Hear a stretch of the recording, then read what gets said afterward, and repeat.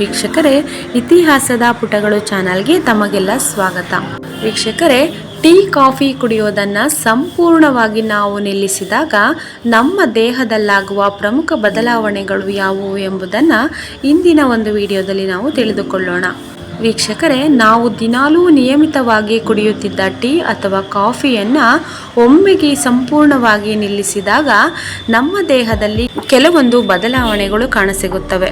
ತುಂಬ ಕಮ್ಮಿ ಮಾಡಿದಾಗ ನಮ್ಮ ದೇಹ ಮತ್ತು ಮನಸ್ಸಿನಲ್ಲಿ ಕೆಲವು ತಲ್ಲಣಗಳು ಕೂಡ ಕಾಣಿಸಿಕೊಳ್ಳುತ್ತವೆ. ಹಾಗಾದರೆ ವೀಕ್ಷಕರೇ, ನಾವು ಟೀ ಮತ್ತು ಕಾಫಿಯನ್ನು ಕುಡಿಯುವುದನ್ನು ನಿಲ್ಲಿಸಿದಾಗ ನಮ್ಮ ದೇಹದಲ್ಲಿ ಯಾವೆಲ್ಲ ಬದಲಾವಣೆಗಳು ಆಗುತ್ತವೆ ಎಂಬುದನ್ನು ತಿಳಿದುಕೊಳ್ಳೋಣ. ಮೊದಲನೆಯದಾಗಿ ತಲೆನೋವು, ಆಯಾಸ, ನಿದ್ರೆಯ ಗುಣಮಟ್ಟ ಹೆಚ್ಚಾಗಬಹುದು. ಹೊಟ್ಟೆಯುರಿ ಕೂಡ ಕಡಿಮೆಯಾಗಬಹುದು. BP ನಿಯಂತ್ರಣಕ್ಕೆ ಬರಬಹುದು. ಹೀಗೆ ಹಲವಾರು ಬದಲಾವಣೆಗಳು ಕಾಣಿಸುತ್ತವೆ.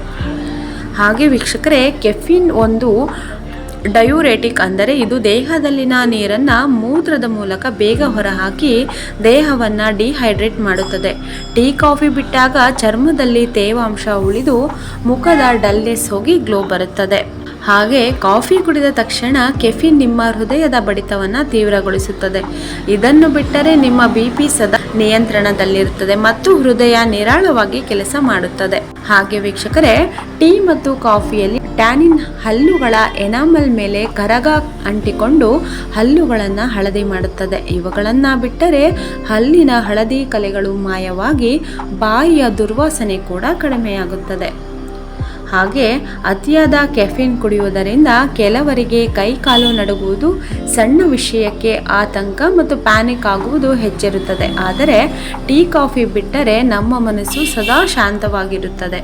ಹಾಗೆ ಟೀ ಕಾಫಿ ಕುಡಿದಾಗ ಗಂಟೆಗಳ ಕಾಲ ಫುಲ್ ಎನರ್ಜೆಟಿಕ್ ಆಗಿದ್ದು ಆಮೇಲೆ ಫುಲ್ ಸುಸ್ತು ಕಾಣಿಸುತ್ತದೆ.